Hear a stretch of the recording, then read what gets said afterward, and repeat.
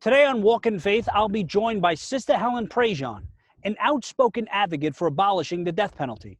Her journey started when she began to write letters to a prisoner on death row, and it has since evolved into a mission to end the cycle of violence and inspire others to look for a better way. The author of several books, Sister Helen approached Renew International to partner with her in developing a program that encourages small group discussion and personal reflection. The result? Dignity and the death penalty. Evolution of Catholic teaching does just that, challenging people to reflect on the fairness of the criminal justice system and the justice of capital punishment. It offers prayer, Bible passages, and discussion questions, as well as information about the death penalty in the United States, the evolution of Catholic teaching, and insights from Sister Helen. She is here now to talk to us about the journey that brought her to this point and the passion that inspires her every day to fight for the abolishment of capital punishment.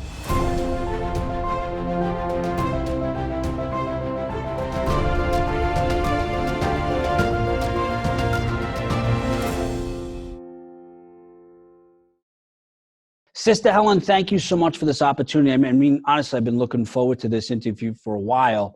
Your story has impacted so many lives, and to be able to sit down and just speak with you, honestly, it really is an honor. I got to ask you, growing up in Louisiana, right, your parents instilled this strong foundation of faith. Your mother prayed the rosary with you and your siblings. I know your father, he really gave his life, and he had so much integrity and sacrificed so much for his family to become a lawyer. And I can see how that foundation of faith impacted the rest of your life. Can you tell us a little bit about how did you know that God was calling you to religious life?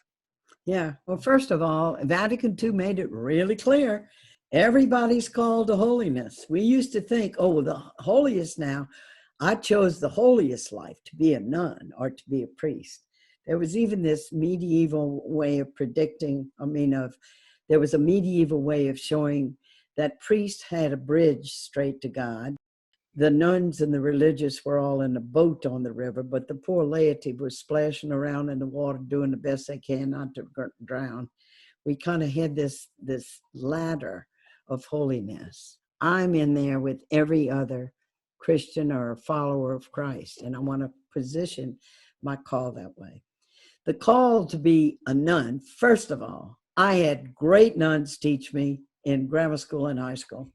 And at St. Joseph Academy in Baton Rouge, our nuns taught us to use our minds. It's where I learned to do public speaking, to raise my voice as a woman, to learn to be silent, to go on retreat, to learn the scriptures, and to find. So deep faith that did action, and that I became a nun.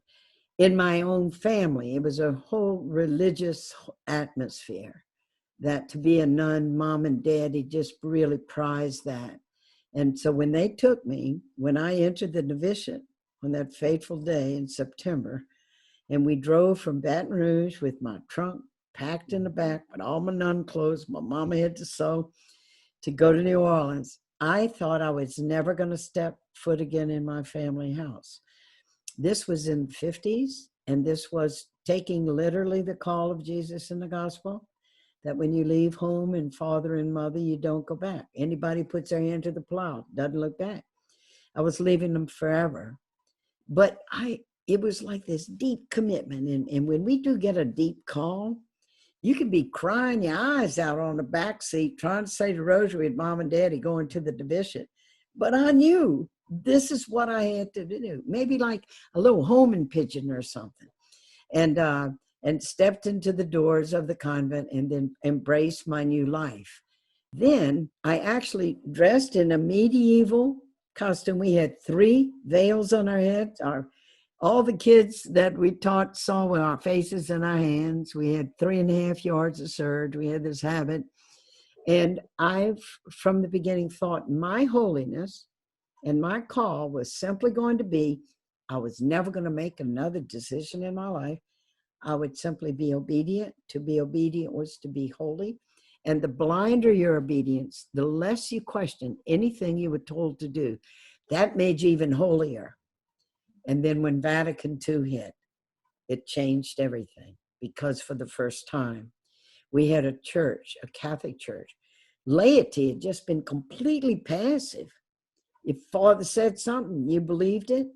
But Vatican II summoned us to become adult Catholics, to use our minds and to dig into the scriptures. We can read them for the first time ourselves, and to discern God's individual call to us.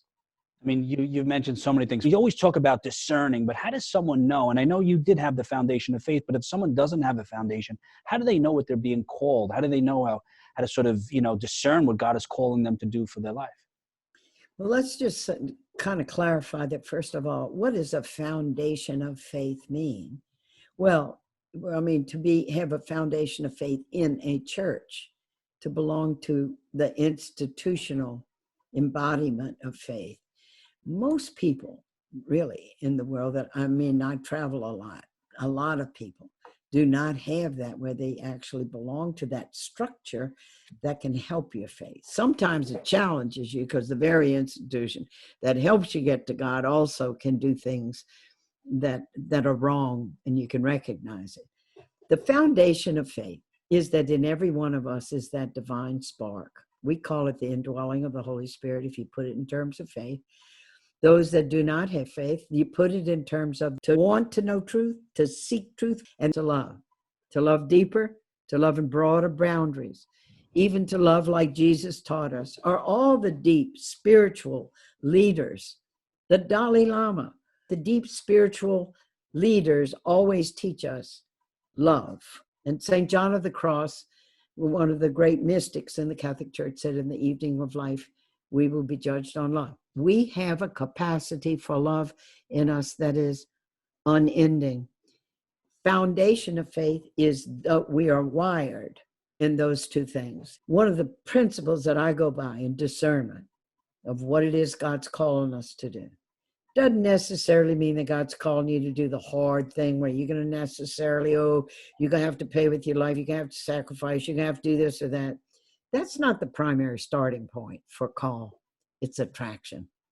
It's what's our desire, what's our deep desire. And when I look back in my life, I could see from 6th grade on, it was to be a teacher. What was better than being in a classroom with young people and helping them learn and become curious and develop their gifts? We first look, what are the principles of attraction and what are the principles of desire? And then we got to make our way like a little homing pigeon to find that. And when we get on the path where we're supposed to be doing what we're doing, it's confirmed in us and the energy flows through us. People ask me, how can you still be working on death penalty after 40-something years? Aren't you getting tired of this? Why don't you burn out? It's because the energy keeps coming back into you when you're doing what God wants you to do. Sister, it's people like you, honestly, that are on the front line. I mean, you're not just preaching from the pulpit, right? But practicing what they preach. In 1982, you moved to St. Thomas Housing Project in order to live and work with the poor, which I'm assuming you must have been stepping out of your comfort zone. But you've been advocating for the abolishment of capital punishment for, you said, what, almost 40 years now? How does a sister who taught religion and English become a spiritual advisor to an inmate on death row? Sneaky Jesus. I'm going to tell you in 2 words. I'm going to tell you in 2 words. He's sneaky, I know. I wrote this guy on death row. I didn't know that he was going to be executed. We hadn't had an execution in Louisiana in 1982. We hadn't had an execution in 20 years. There'd been an unofficial moratorium all over the United States. I think I'm only going to be writing letters. 2.5 years later, I am in that execution chamber. And if I could just read from the prelude, this is what I experienced and why you're encountering me today and why I'm still on this issue and why I've been dialoguing. And it's in the prelude of the book here. And it goes like this. And this is the fire part of the book. They killed a man with fire one night. They strapped him in a wooden chair and pumped electricity through his body until he was dead. His killing was a legal act because he had killed. No religious leaders protested the killing that night, but I was there. I saw it with my own eyes.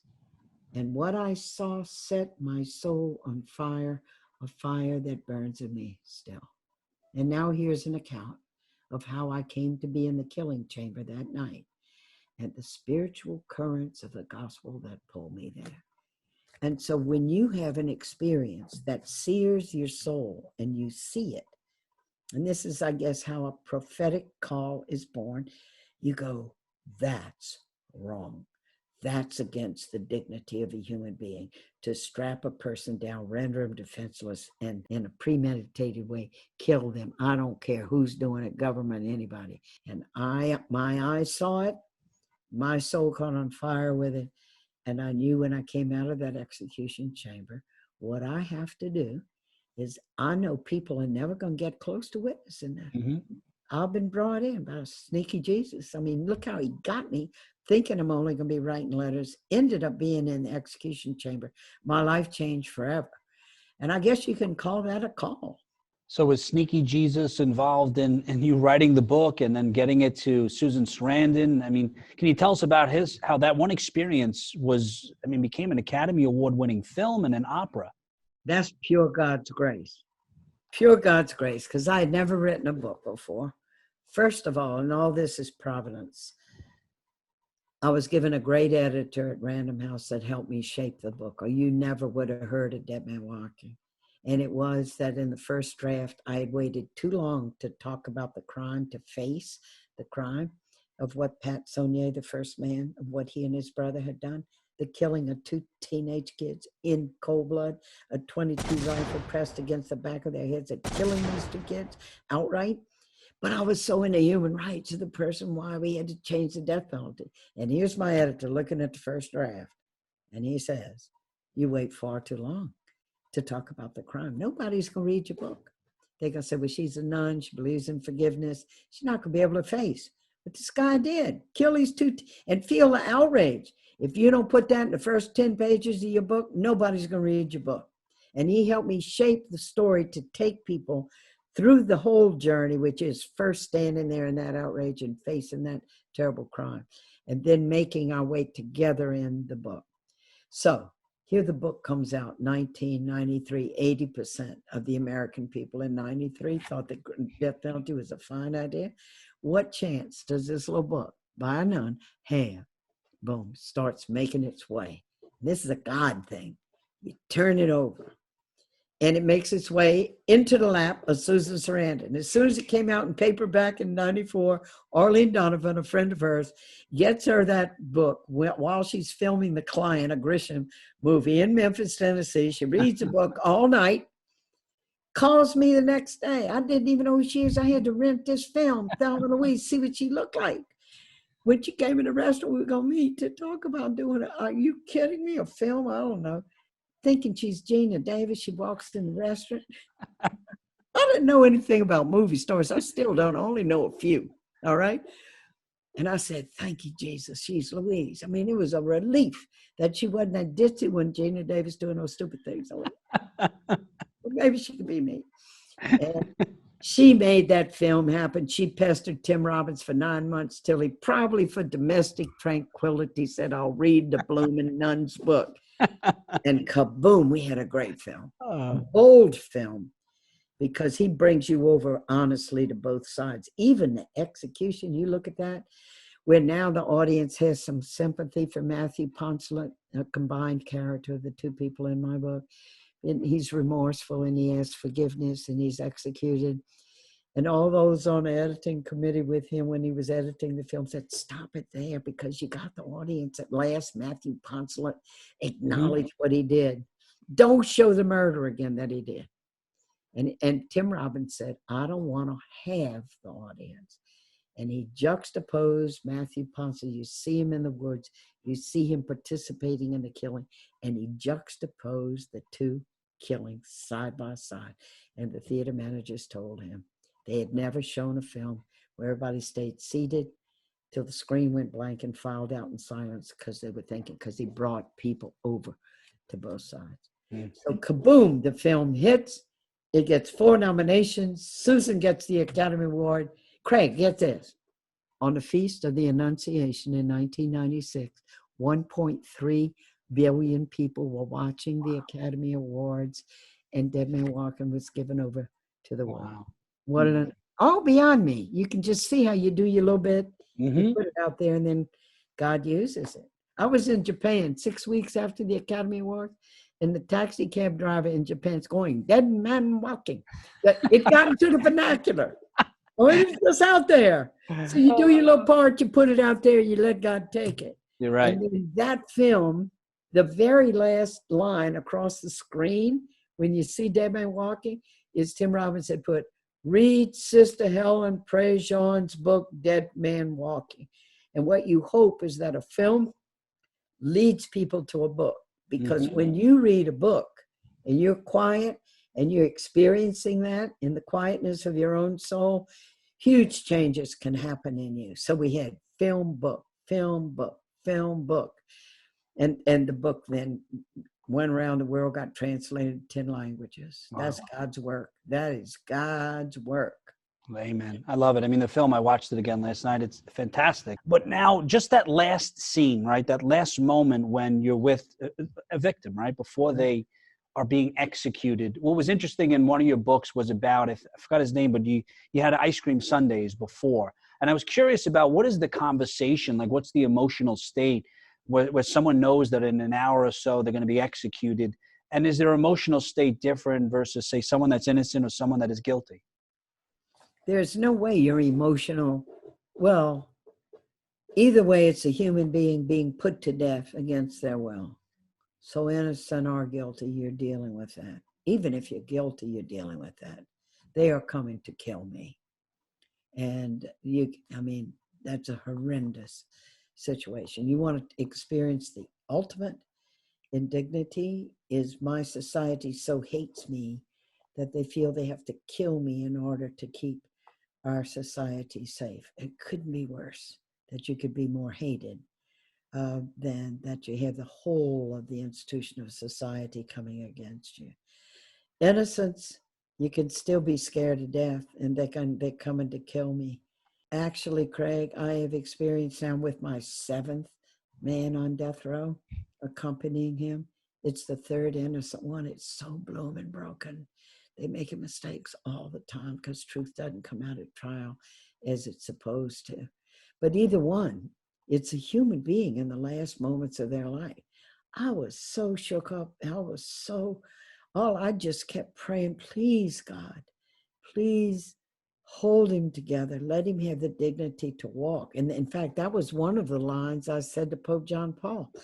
That when I was walking with Patrick Saunier to execution, and he had these leg irons on, his hands were handcuffed, and he's being walked, accompanied by 6 guards to force him into the electric chair and strap him down. And he kind of turns to me. I'm right behind him. I'm going to read to him from Isaiah 43. I've called you by your name, you are mine, the last moments of his life. And he whispers to me, please pray God holds up my legs when I make this walk. And that's really what I said directly to Pope John Paul II. I said, where is the dignity in this death? He's praying that God will hold up his leg because they're directly going to kill him. Where's the dignity in this death? Can you help our church to see the dignity of all life, not just the innocent? And it was his words to me, asking me to pray for God to hold, that led me to say that to the Pope. I mean, does it give a sense of peace or closure to the victim's family? Someone being executed? Individuals, more and more victims' families, are speaking out against witnessing the violence the state does, saying that it could possibly heal them. I mean, one example, and this was back in 2011, when the legislature of New Jersey was debating about getting death off the table, repealing the death penalty. And 62 murder victims' families testified before the legislature saying, don't kill for me. The death penalty re-victimizes me. He gets all the notoriety, everything that changes. We'll even know what was his last meal. And here we are waiting all these years for this so-called justice to be done. It may never happen, depending on what the court does. And all this time, our grief is public. Every time there's a change in the status of his case, the media is at our door. What do you think now? What do you think now? What do you think now? We're just trying to heal. We're trying to get our life together. It doesn't help us. And it puts us in this holding pattern for 20 years, 15 years? And then to be told, okay, now's your moment. You get to sit on the front row and you get to watch as we kill the one who killed your loved one.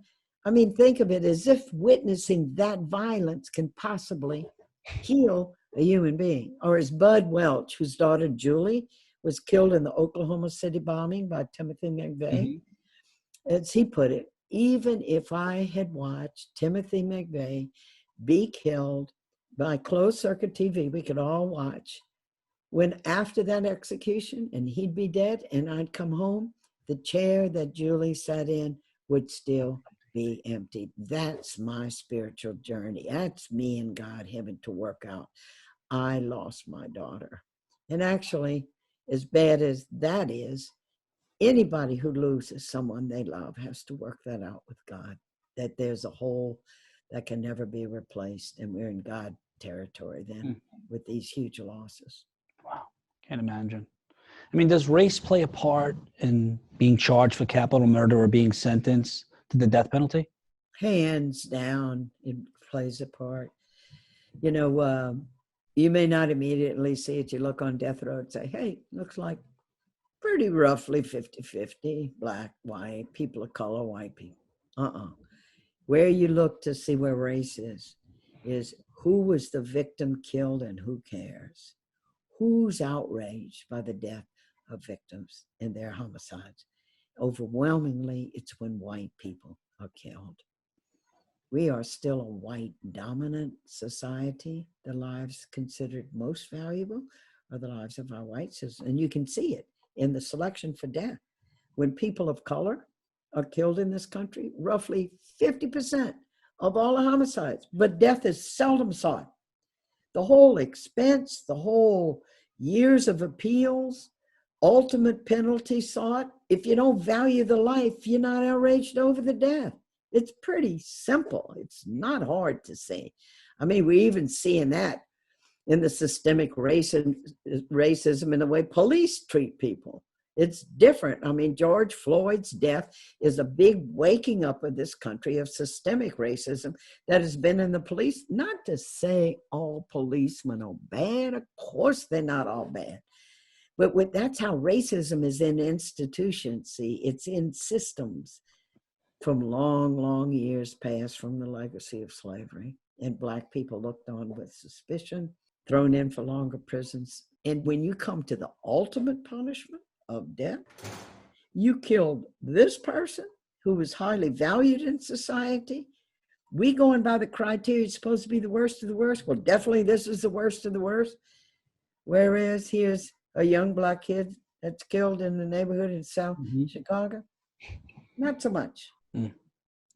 Just one last question. You mentioned earlier about the letter that you wrote to St. Pope John Paul. Tell me about the meeting when you met with St. Pope John Paul II and Pope Francis and how you urged them to revise the Catholic Church's position on capital punishment. Well, the one to Pope John Paul was in a letter. It's in my book, Death of Innocence. I was a spiritual advisor to a man, Joseph Odell, in Virginia, who was innocent. He was trying to get his case out and get the truth told before they killed him. And I got involved in his case. Italy got involved with this case. The Italian Parliament, Pope John Paul heard about it. And I got a chance to write him a letter. It went right into his lap.